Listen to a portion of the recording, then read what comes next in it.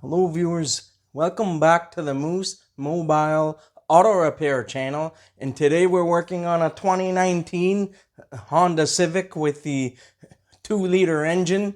This is the K20C2 naturally aspirated engine, and today we are going to be replacing the spark plugs. And so today the customer has requested that they wanted the spark plugs change, so no questions asked. Me and the customer agreed to do the spark plugs. This vehicle only has about 79,000 kilometers, almost 80,000 kilometers now. And so they requested that they wanted the spark plugs done. So I told them, okay, let's do it. Now, I'm not sure on what the service interval is at this moment, but I think on some Hondas it's going to vary. Usually on some of them, anywhere from 96,000 to 160,000 kilometers for the replacement interval. Now, earlier I was just having a look at the Civic owner's manual. I'm not really seeing on what the replacement interval is, but it states that as soon as you get the maintenance minder system to say that it's the number 4 service, and then that's when it's time to replace the spark plugs.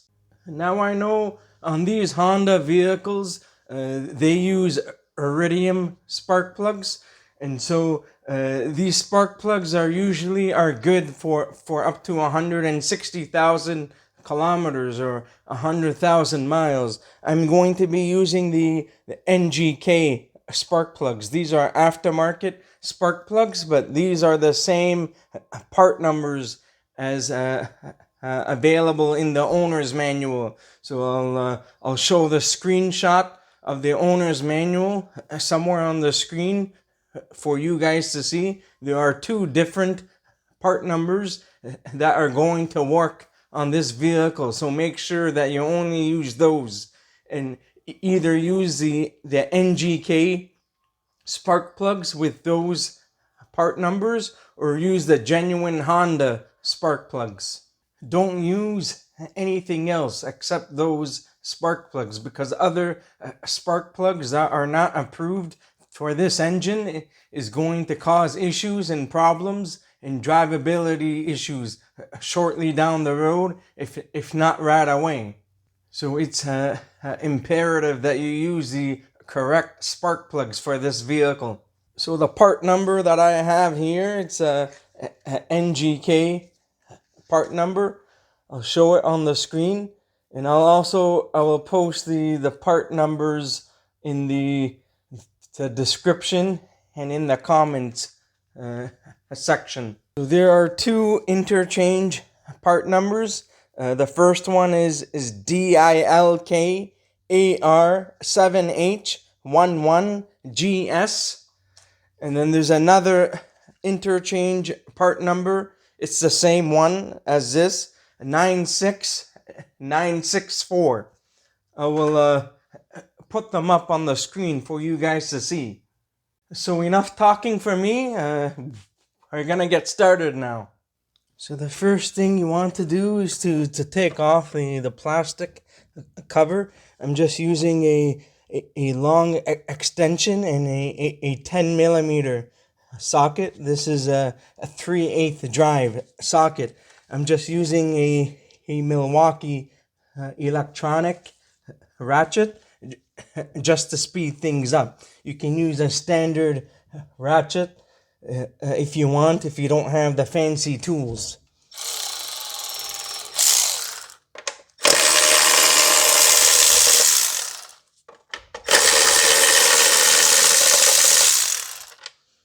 Just 10 millimeter bolts.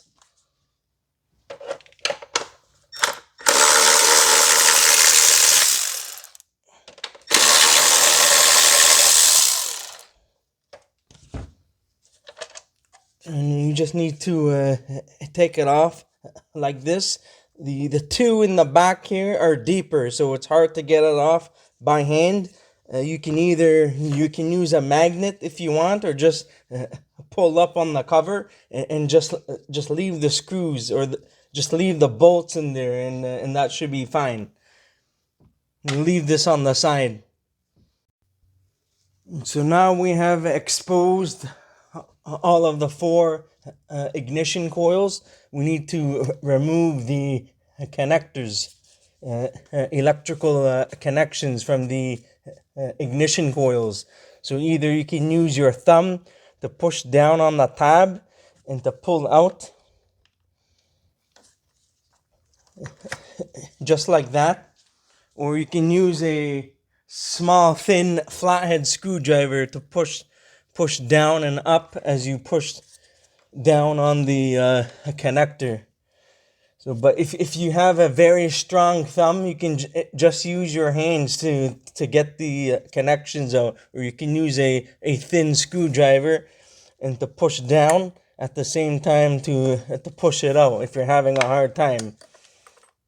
It doesn't really matter on what you do. This is a fairly easy job on these vehicles. You can just easily to push and to pull out the connectors, and then that's it. So now we are going to remove the ignition coil bolts.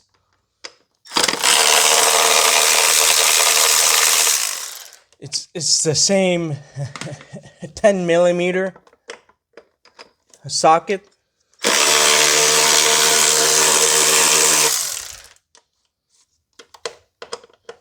If you want, if you're having a hard time, you can remove the harness out of the way. Just the clip over here, just to push on it and to pull up to give you more space. I haven't worked on these engines much so far, so I'm just trying to see as I'm doing the job. So I'm just trying to figure things out. But I already know on typical 4-cylinder engines, this is a pretty easy job because everything is easily accessible. So we are going to continue.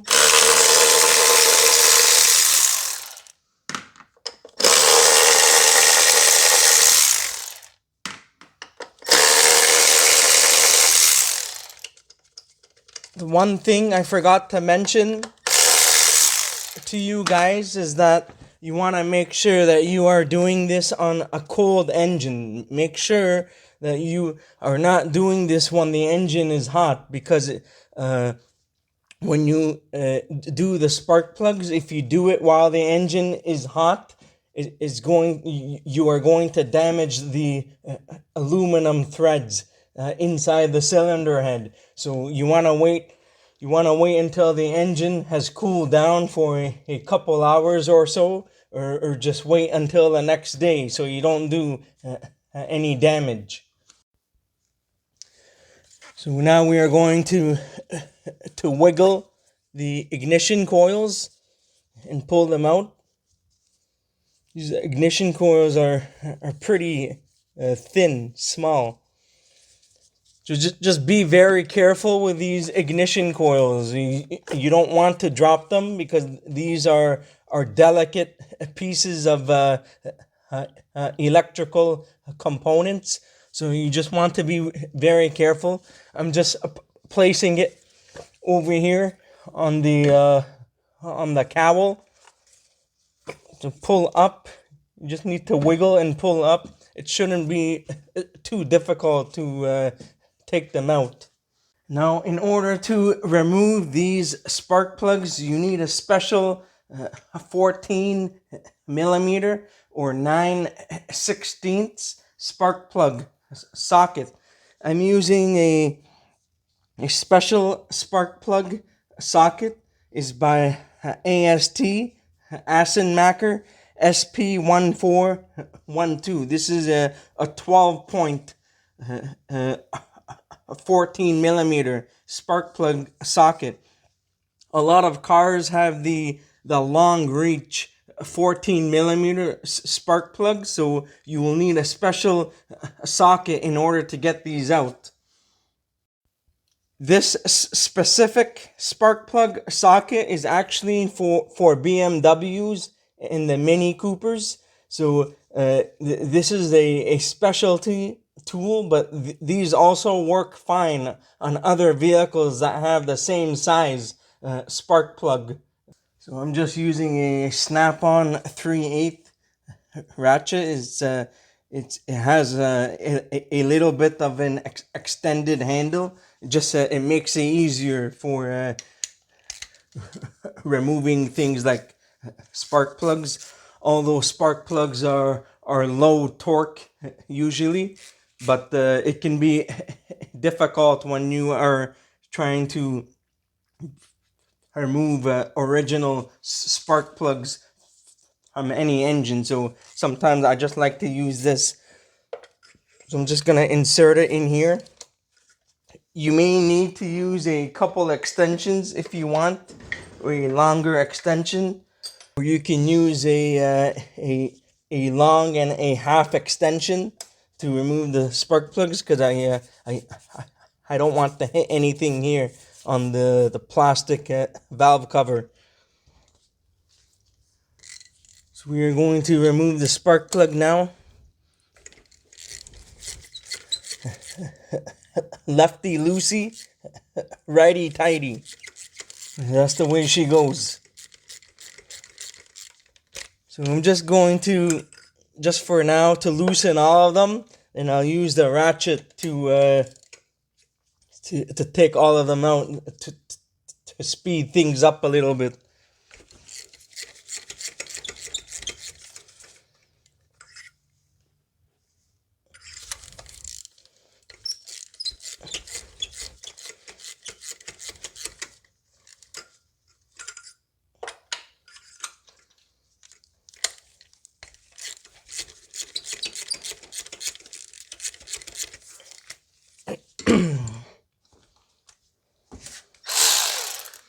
So we're just going to use a electronic ratchet just to get it out. It's perfectly safe to do this.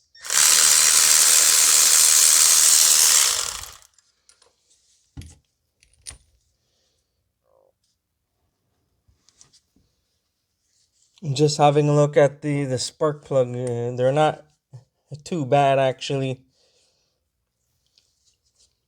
This is the same part number as the other one that I got. They're exactly the same.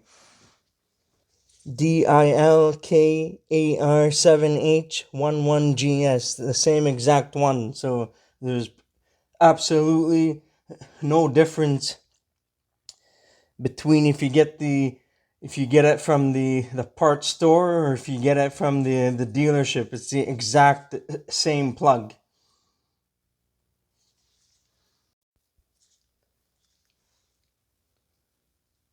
So this one is the one that just came out from cylinder 4. I know that the lighting is not all that great here. So we're going to continue to take off the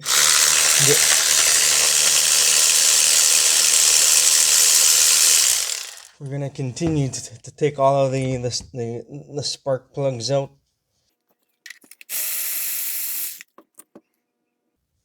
It's not too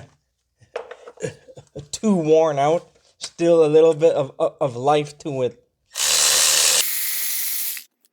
Now usually you don't have to replace spark plugs this early, but if you want, you can. I'm just replacing it because the customer wanted to. This is from cylinder 1. It's hard to see it on camera. The camera does not do too much justice. So it's these plugs are fairly healthy, just slightly worn out, but not too much. But I can see that the insulator is a little bit worn down, but not too much. Trying to get the camera to focus here. So there's still a little bit of life to it. But this customer, they wanted to replace it early, so I told them that they don't need to replace them now, but they wanted to replace them. So still looks relatively okay. You may see a performance, like a little bit of like recovered performance from slightly worn out spark plugs, but it won't be that much. It will be a negligible amount, but you will feel that it will have a little bit of a better acceleration and fuel efficiency, but it's going to be a very negligible amount. So now before I install these, I'm just going to put a little bit of anti-seize on these spark plugs. You don't have to, but I always like to apply anti-seize on these spark plugs to prevent them from seizing up from inside the head in the future.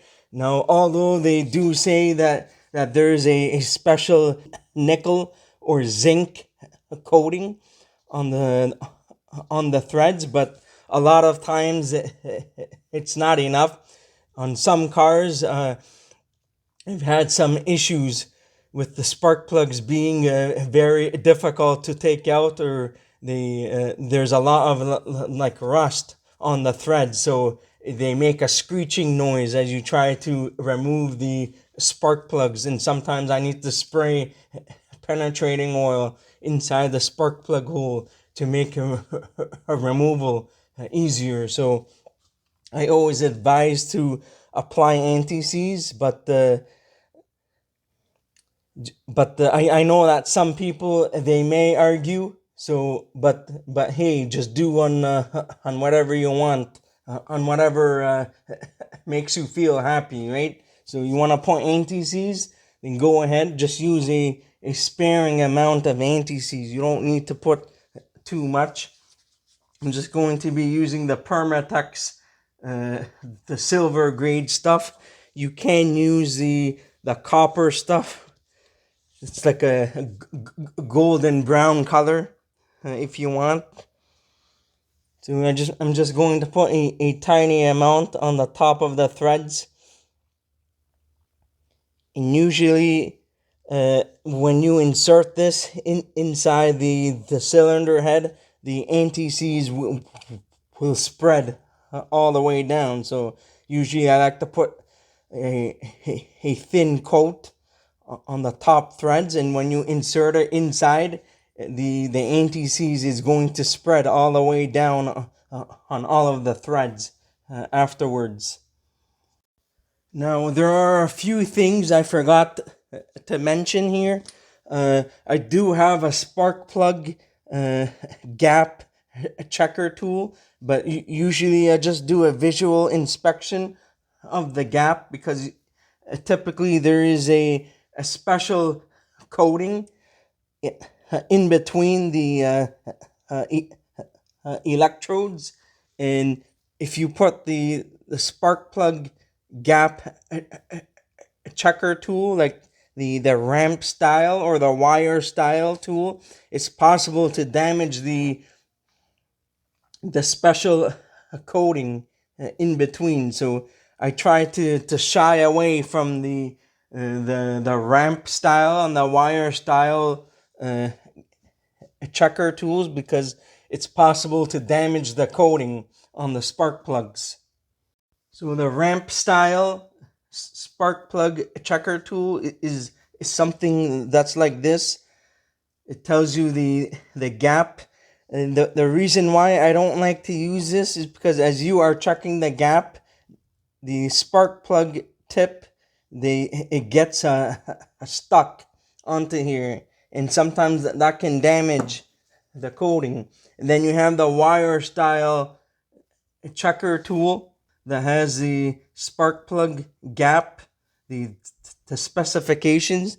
So you have to be careful when you are checking it. I believe on this one it's 39 thousandths of an inch to 43 thousandths of an inch for a brand new spark plug. So I have the old spark plug. I'm just using this as a reference. So this is 40 thousandths. Goes in fairly okay. There's a little bit of resistance. And 35 thousandths is very loose. And then 45 thousandths is too much. It just won't go in. Now here I have the ramp style checker. I'm just going all the way from 20 thousandths and working my way up. It stops around 37, 38, 39.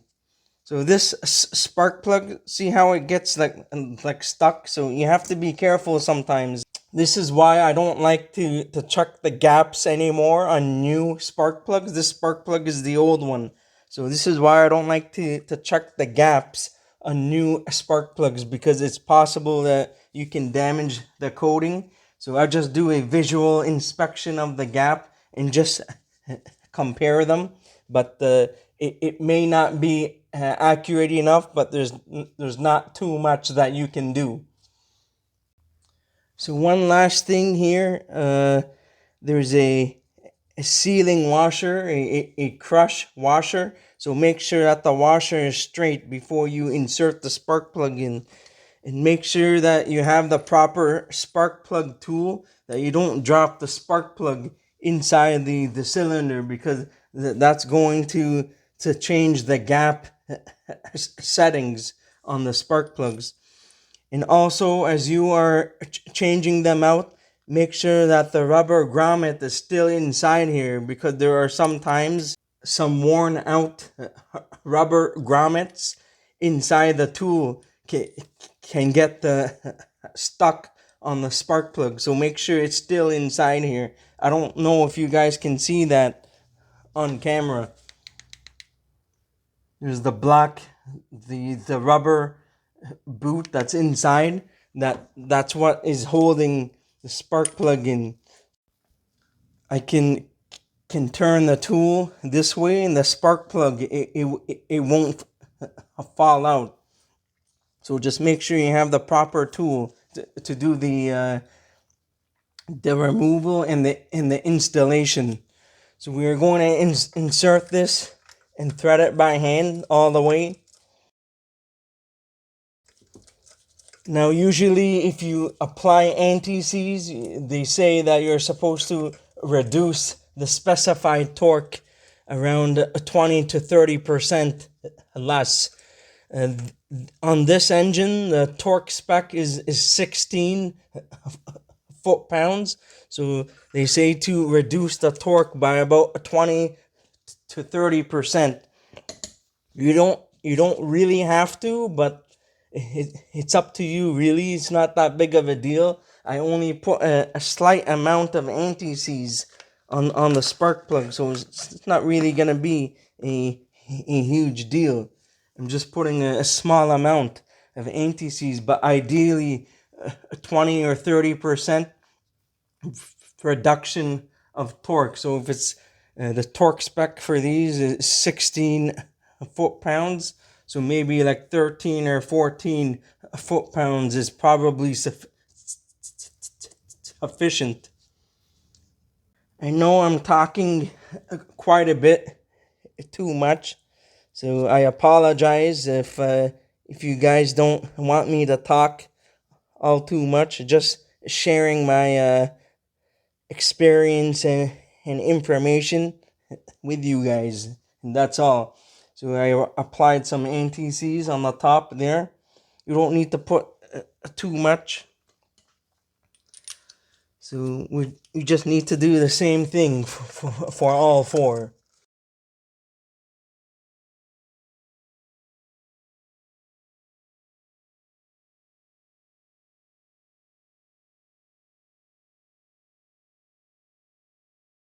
So I'm doing the last one. So typically I just get a little bit of anti-seize. I use either my pinky finger or or any finger you want to use. No pun intended there. But yeah, that's it. I just put a tiny amount. This is just the kind of procedure I've been doing for many years. So I just do that, insert it in, and then I thread it in all the way by hand until it stops, and then afterwards I'm just going to tighten them up snug, and then we are going to torque them afterwards. I'm more comfortable by threading the spark plugs all the way in the threads first. If you want, you can put it in a few threads, and then you can proceed to use a ratchet. But I like to make sure everything is in all the way, so that way I don't have any issues or problems. Again, just make sure that when you have the new spark plug in, that the sealing washer or the crush washer is straight, is not cocked or on an angle. There are sometimes it can get on an angle. These crush washers are very important because they seal against the combustion chamber. So you want to make sure that these are straight before you install them in the engine. The reason why torquing spark plugs these days is very important is so that the crush washer can seal perfectly against the engine between the combustion chamber and the cylinder head. So this will ensure that you will have a leak-free spark plug, but there isn't anything 100%, right? Because engines are not perfect and humans are not perfect. So, but still, it's a good idea to torque the spark plugs if you're able to. If there's good access, you can torque the spark plug, and that will ensure that you won't have any problems. Now, if you don't have a torque wrench, it's not the end of the world. You can just tighten it up snug, and then you're good, right? So I'm just going to tighten it up by hand first, just a little bit.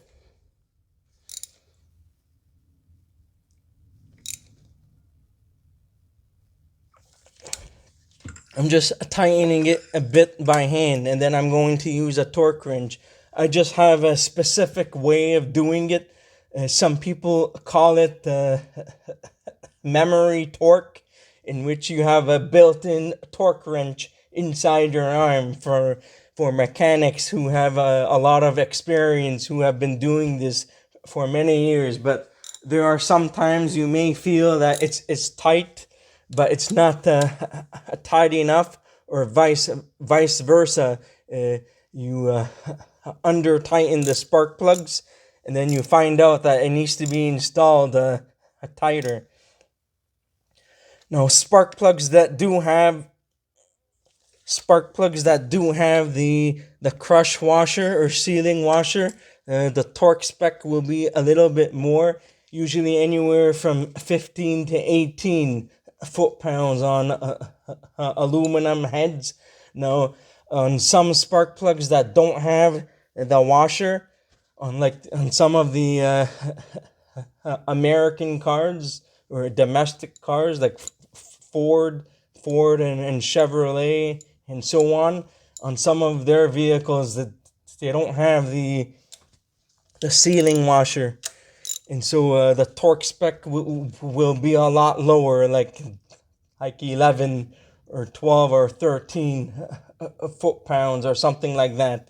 It will be in the lower range. So I'm just going to continue tightening this up by hand first.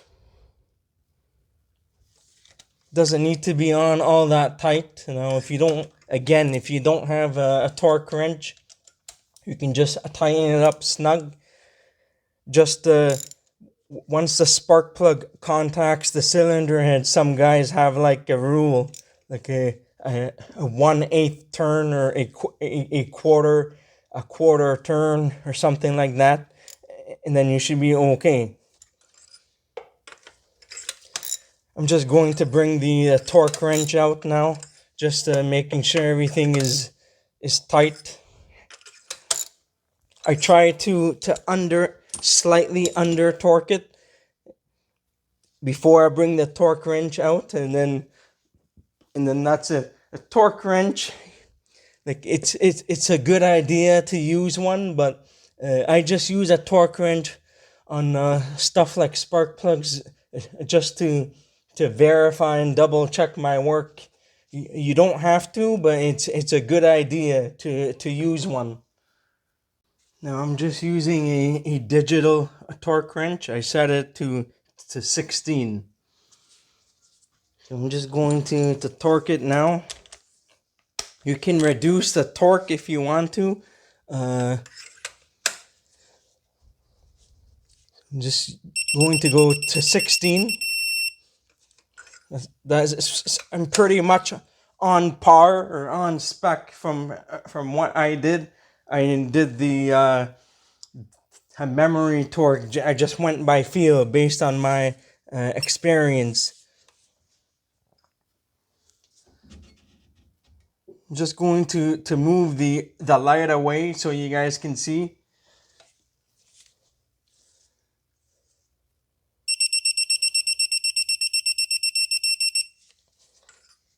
These vehicles don't require that much torque for these spark plugs, so it's a very low torque. Just be extremely careful when you're using the torque wrench.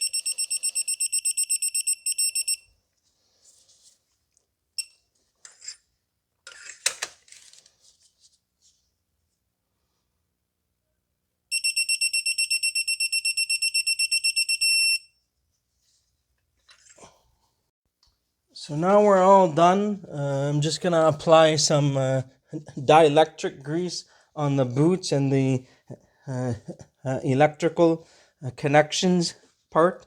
I'm using the Super Lube dielectric grease.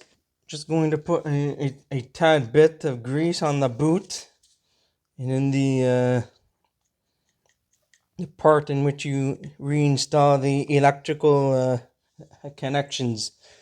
This will help to maintain contact and also help to prevent any corrosion or anything inside the connectors, and also to prevent any like moisture or water from getting inside.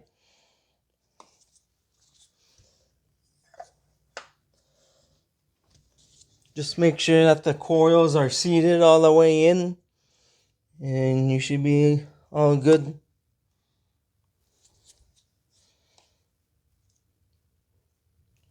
Don't go too overboard with the dielectric grease. You just need a tiny amount.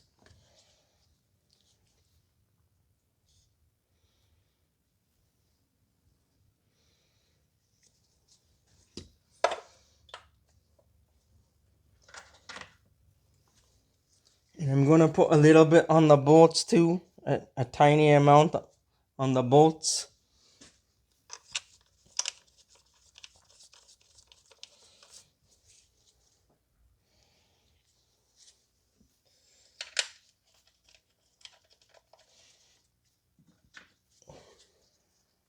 I'm not going to torque these bolts, but I will place the torque spec on the screen somewhere for you guys to see if you want to torque these. You don't have to. You just need to install these snug, and then you should be okay.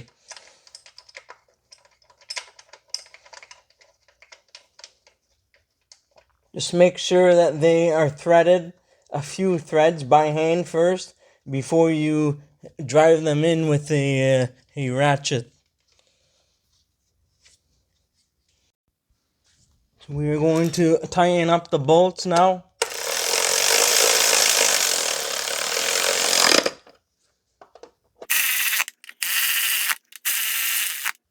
You don't need to tighten this up all that much. Just a tad bit, just a tiny bit, and then that's it. You don't need to over tighten it. just use a ratchet to verify that it's tight, and then you should be okay. You can use a ratchet just to make sure everything is tight and that it's not loose or anything, then you're good. Now we're gonna bring the wiring harness back to reinstall the electrical connections, just the reverse of everything, reverse of removal.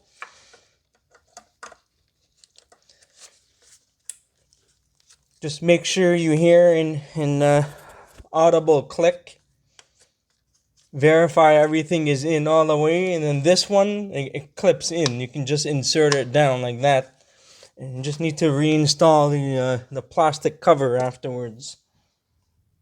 I'm just gonna put a little bit of dielectric grease on these bolts just to prevent it from seizing up, just in case.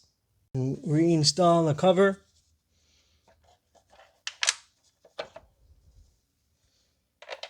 These bolts are all the same size, so you don't need to worry about which way goes where. They're all the same size.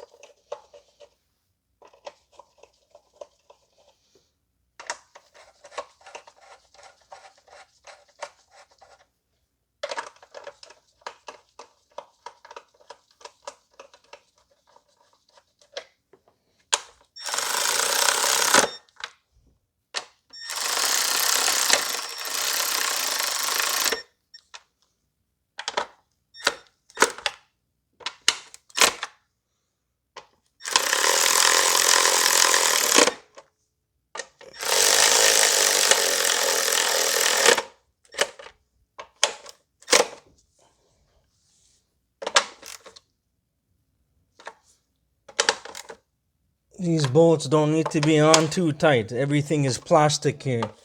That's pretty much the way of the world these days on cars. All plastic crap. So that's it. Just give it a quick wipe. I'm probably going to check a few things over afterwards. I'm just going to start the engine up, and then later I'm just going to go for a quick brisk road test, and then that should be it. So now I'm just going to start the engine up just to verify that everything is okay, and then that's going to be it for this video.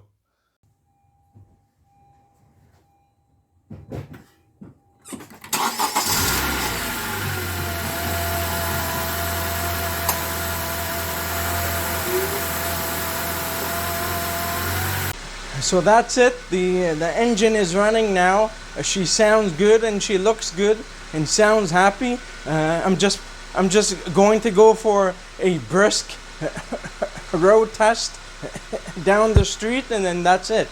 That's it for today. If you enjoyed this video and found it helpful, please don't forget to give it a like, and please consider subscribing to my channel if you're not already a subscriber, and please don't forget to hit that bell notification. I'll see you guys next time. Have a good day and take care.